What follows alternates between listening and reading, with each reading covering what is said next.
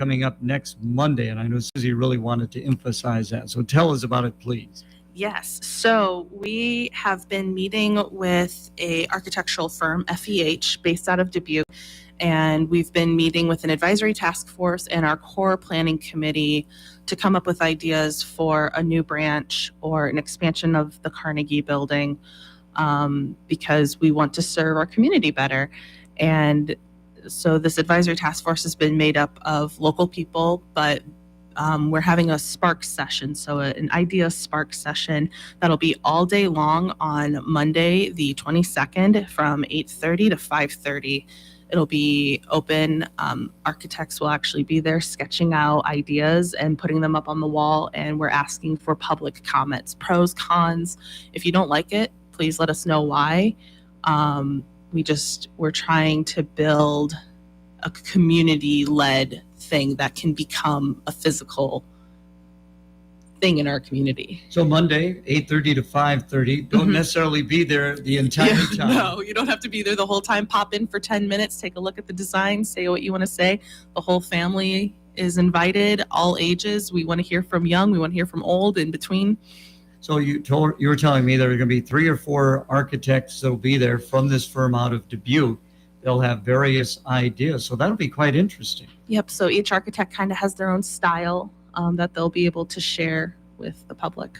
So now, are they looking at an entirely new building in addition to the Carnegie building, or are you going to get a little bit of both? All options are on the table. Like, if you have an idea of a spot in town that has open land that we could buy to build new, bring that, or let us know in advance so FEH can inspect it a little bit more. But yeah, we're looking at all options. We don't want to lose the historical integrity of the Carnegie building, so everything has been carefully plotted out. What will that look like if we do want to expand on that lot? But there are other factors to consider. It's right there on the bridge, which is great. We get visibility, but it's also on a highway, which is really dangerous for families. It's kind of scary to see little kids walking into the building because if they trail off into the road. But all options are viable. Now, have you seen some of these drawings or renderings as of yet? Have they been available to members of the library? They have not been created yet.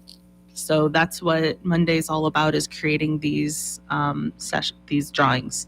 So it's, again, 3 or 4 different architects. They're going to be in various parts of the library then? It'll be down in our lower level meeting room, which is kind of, a multi-use space right now with our friend's bookstore. But yeah, they'll have their tables set up right there in our lower level. Now, you were telling me it's not just in person, but it's also available by Zoom. How does that work? So the meeting code and password, that is available on our Facebook and on our website. And we actually have a landing page on our homepage that'll take you to our FEH information, so you'll be able to get that code there. But you just have to, if you have Zoom on your phone or tablet or computer, you can log in with the browser, use the Zoom app, and yeah, just chat and let people know what you think.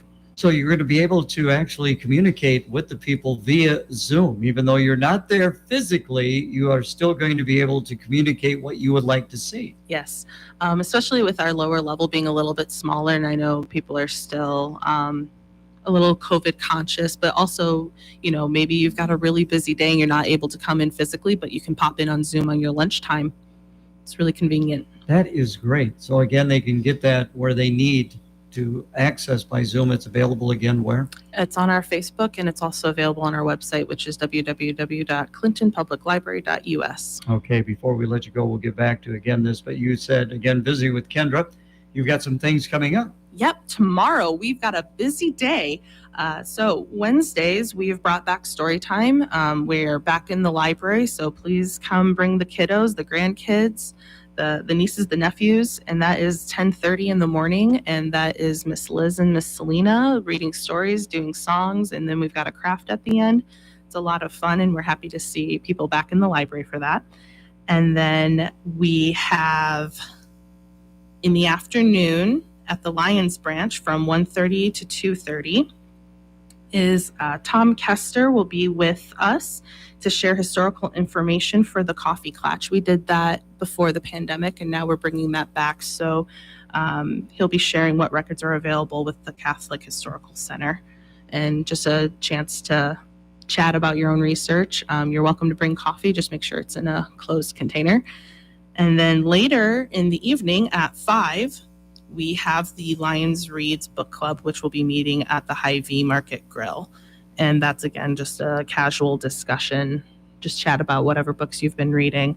And if you want to talk to Jeannie to get more details and to sign up, you can call her at 242-5355. So that's all coming up tomorrow. All Tomorrow. three of those events are coming up tomorrow. Again, just a quick recap on the times of those events. So the Coffee Clatch is 1:30 to 2:30 in the afternoon up at Lions.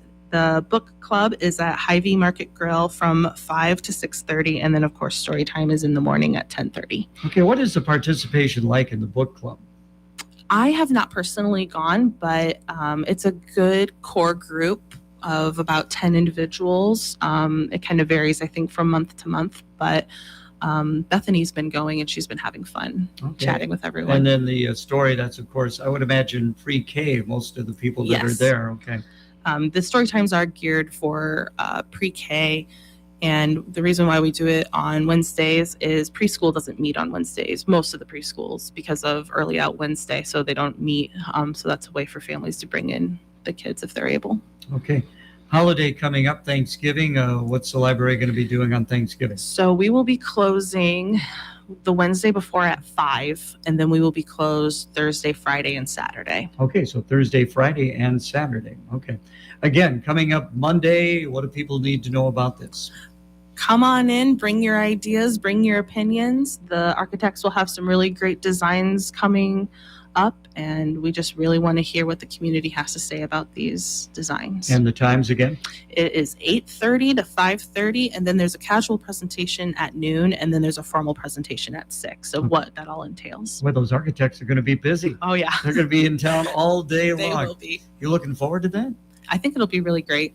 Yeah, very good. Hey, and again, if people want to find out more information on the library, how can they best do that, Kendra? You can find us on Facebook, or you can visit our website at www.clintonpubliclibrary.us. Thank you so much for coming in. Appreciate Thank it. you. Check of the weather now, presented by Prairie Lumber. Temperatures ready to get to a nice warming trend, especially as we head into the later afternoon and even overnight, too.